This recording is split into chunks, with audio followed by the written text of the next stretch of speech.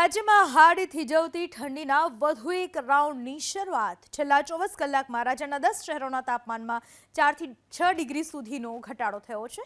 Western ડિસ્ટર્બન્સની અસરના કારણે રાજ્યમાં ઠંડીના ચમકારામાં ફરી વધારો થયો। હવામાન વિભાગ અનુસાર આગામી 24 કલાક તાપમાનમાં હજુ પણ 3 ડિગ્રી સુધીનો ઘટાડો થશે।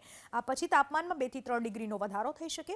મોડી રાત્રે નલિયામાં 5.6 ડિગ્રી સાથે સરેરાશ લઘુત્તમ તાપમાનમાં સામાન્ય કરતાં 5 ડિગ્રીનો ઘટાડો નોંધાયો હતો। અન્ય શહેરમાં જ્યાં ઠંડીનો ચમકારો વધુ અનુભવાયો તેમાં પોરબંદર, રાજકોટ, અમરેલી, ભુજ, રાજકોટ, અમરેલી, ડીસા, જામનગરનો સમાવેશ થાય છે। અમદાવાદમાં લઘુત્તમ તાપમાનમાં 3 ડિગ્રીના ઘટાડા સાથે 13.9 ડિગ્રી તાપમાન નોંધાયું।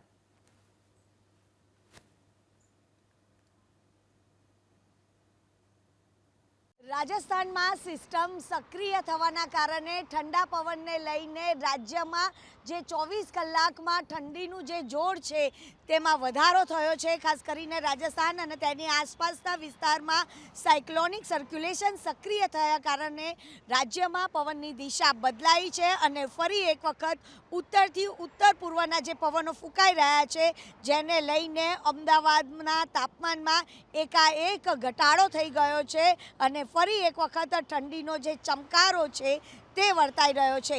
જો કે 2.5 ડિગ્રી જેટલું તાપમાન ગગડી ગયું છે અને તેને જ લઈને અમદાવાદ શહેરમાં ઠંડીનું જોર વધી રહ્યું છે। લઘુત્તમ તાપમાન હોય કે પછી મહત્તમ તાપમાન હોય તેમાં ઘટાડો થયો છે।